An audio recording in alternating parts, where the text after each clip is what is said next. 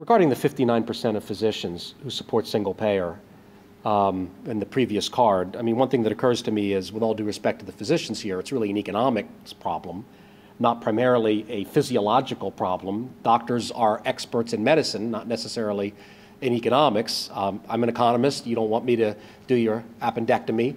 And I don't expect doctors to design the system of economics design, for delivering healthcare proposals. I mean, there are different levels of expertise. They're frustrated, so they want something different.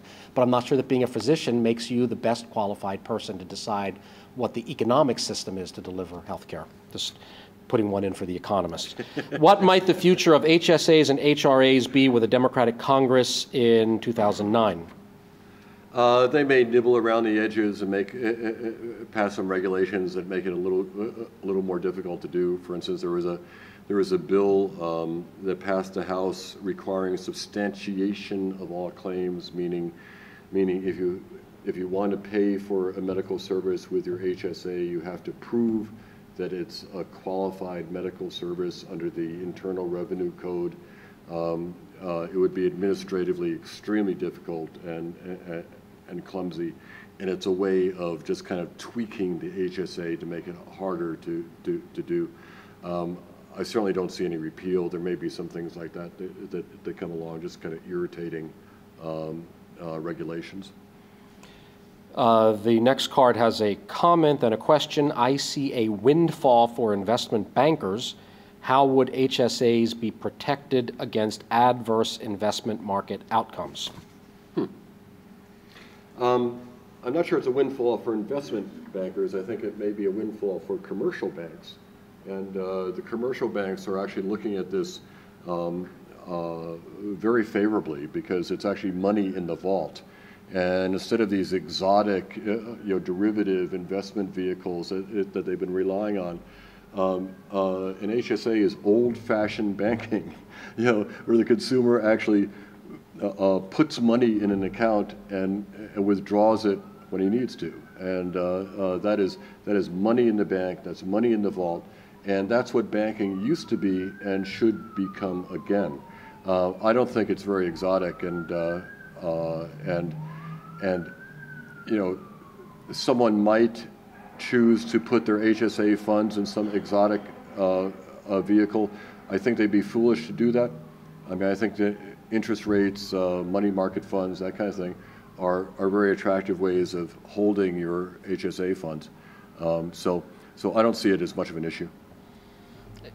In our particular case, we're HSA customers, and there's no exotic. There's no options that are anything high risk or exotic. Right. I mean, has an insurance company ever said the doctor did too little for the patient?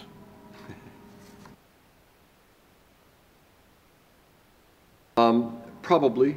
I can't cite you the case right now, but I expect probably. Do some research and get back to you, whoever asked it.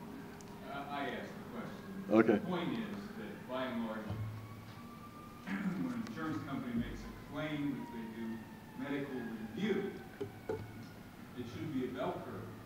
Sometimes they didn't do enough for the patient, but it's always cut. I'll repeat the comment for those at home.